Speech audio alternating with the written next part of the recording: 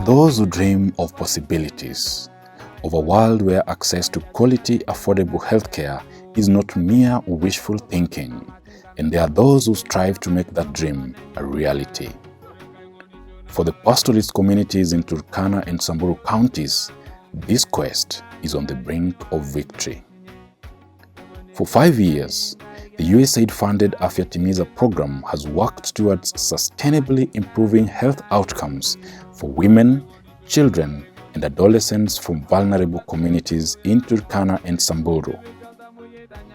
But how do you achieve this in areas with poor infrastructure, perennial drought, poverty, low literacy levels, and a deeply patriarchal society, in areas where tradition can easily trump any public health interventions?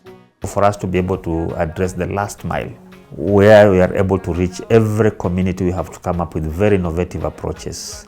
Like in Samburu, we came up with a camel outreach, where we load outreaches and we do a circuit in those particular areas. And people camp there for about 2 weeks, immunizing children, providing maternal and child health services and family planning services. If you come to Turkana, we have innovative approaches like the Kimormor.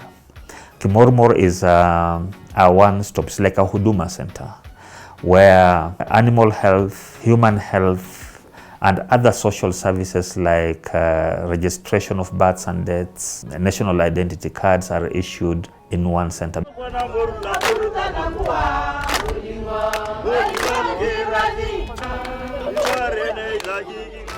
Turkana being a patriarchal society, almost close to everything that was to go wrong in Turkana went wrong.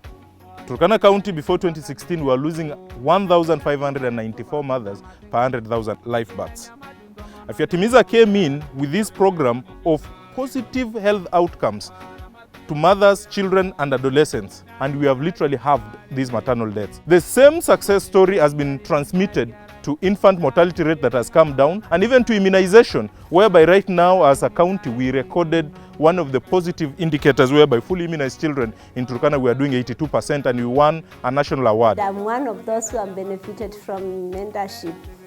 They have mentored us on neonatal resuscitation, maternal resuscitation, all the emergencies which come to the mothers and to the baby. Mamber Nicola ngarakan te duwe bitarar ngao ngborol kunya pona. Amamber ni arange te ngarakan te duwa ko tere iloto da tamaraya ngaropie. Toloto kudo talam ngaropie.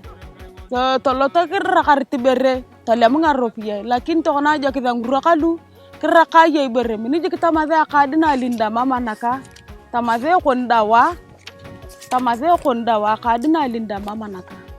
In the very beginning, there was no resuscitator. If you go to the maternity, you will see 2 resuscitators.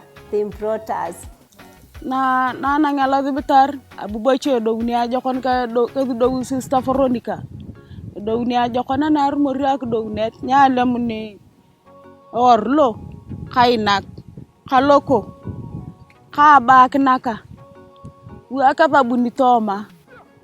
Kaina ko bacha patung borong lika ngarak apa ka bacha bunie kile na kwart na kolo ke bunyo kaina ba na ko paka na kola iya lawru. The other innovations will look like to address cultural barriers is like the bathing cushions.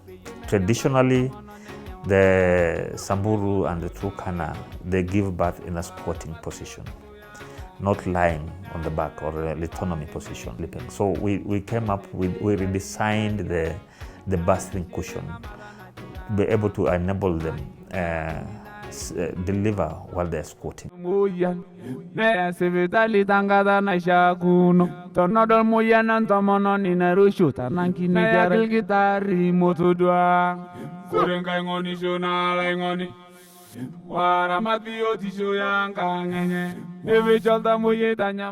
Samburu County, the community elders are the gatekeepers and also the custodians of the culture. By engaging them, we are creating ownership of the activities and the project, and also creating awareness to the community. Remember, they are the ones who make the decisions in the community. So if they tell them that these services are essential and they are needed, they actually now start promoting their good health-seeking behavior. So by engaging them, we ensure that there will be continuity even after the project ends. Hakuna mkono ya Samburu sijaenda nawa kuelimisha watu, na watu wa Samburu walikubali. Ile vitu Afya Timiza ametusaidia na mambo ya mama na mtoto, na tumeshikana na wasee ya Wasamburu wote, tukakubaliana jukumu hiyo itakuwa ya msee. Kaji nanu benebele na sotu nada ngurioni nada ngara tikita mare kwer na gili ni kesobat na kabudu sabana ngulela kwer na bar bubunu nanga baraba ile baraba ka do shorobo de na je gibas go bunu lo to na ngaya yo to ado yo na imani ga dawai ile abati ya badam buamba ta kwer ana bardu meduom barno molon to na digili ni kili bisa mana ka ya na baik kai bisa mana ada tirna apa pun kasih na ka ni kai dia na ka ampa rabu age na ka hospital ni ka rabu na dana hospital ni na yi na silang kule dari hospital na icho. We have actually seen our indicators improving. The skill delivery has improved from about 22% to now we are talking about 45% in 2019. The fourth ANC visit has also improved tremendously. From about 20%, we are talking about also about 44%. The family planning prevalence rate has also improved from a low of less than 20 to about 40%. Nimesaidika, nimejua maneno ya family planning. Ukijifungua kama uko na uwezo unaenda hospitali, unasaidika hospitali, unapatiwa mawaidha juu ya family planning. Hii nyekundu ni siku ya kwanza ya damu. Alafu unahesabu kuanzia hii nyekundu mpaka kwa hii ya black. Hizo siku mtu hawezi pata mimba, sawa? Lakini ukishamaliza ukiendelea kutoka kwa hii ya black kuendelea hizi siku zingine zote mpaka mahali nyeupe inaishia, hizo siku mtu anaweza pata nini? Mimba.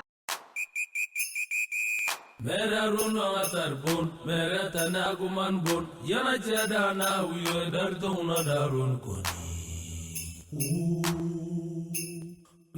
arwan ngejagi yogo yeruta nadagari alakara genge yerto mtunga nadagari. Through support ya Afya Timiza ambaye walinitrain, ndiposa nikawa msichana ambaye nilikuwa role model kwa wasichana wengine. Niliweza kuwafunza wasichana wa binti shujaa ambao nilikuwa nawapata. Hao binti shujaa walikuwa pia wanapea habari wale wengine wao kwa wanapata habari. Na hivyo ndivyo hiyo habari ilienda mpaka sasa hiyo rate ya pregnancies katika kijiji chetu imerudi chini. Dijisomo ni redio ambayo imeundwa kwa lugha ya Kiturkana, imewekwa kwa lugha ya Kiturkana na hiyo mafunzo yote iko mahali pale. Kwa hivyo ilikuwa iliturahisishia kazi sana. Ukipata kina mama wamesanyika mahali unafungua tu wanasikiza. Afya Timiza also decided to, after identifying that human resource was also a challenge, it employed 28 nurses for us. It has built the capacity of leadership because they have done leadership management. Many of our managers have been trained on leadership management for us to be able to do supervisory skills. When we are doing all this thing, we are focusing on USAID new programming approach, journey to self-reliance. We have tried all along to move that journey into creating a sustainable model that can be able to ensure that services are sustained beyond the life of Afya Timiza. We have already made plans to ensure that whatever we have been doing together, because we have seen that it has worked, it has improved our health indicators, we will carry forward in terms of sustainability.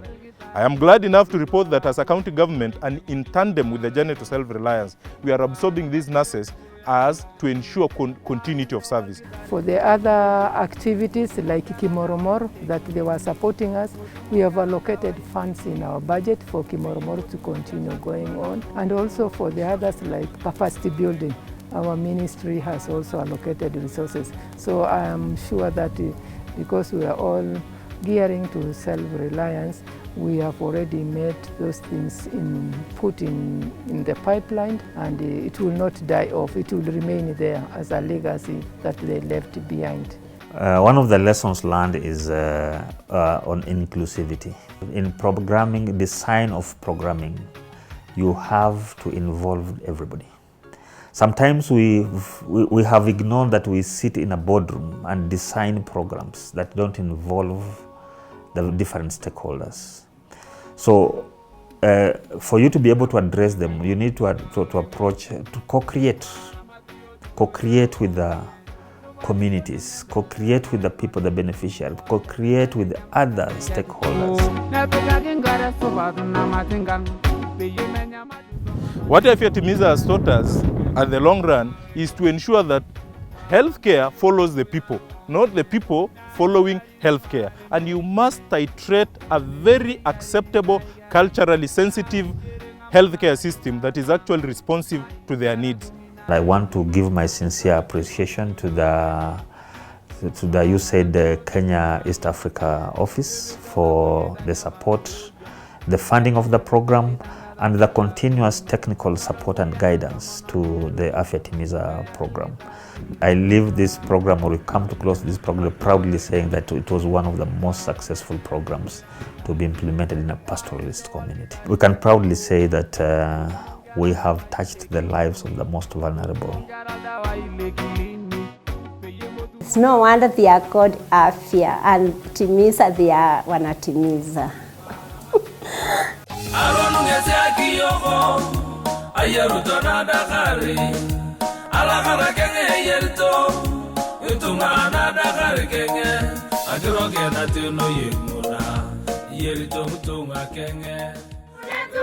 Ndio. Afya yetu jukumu letu.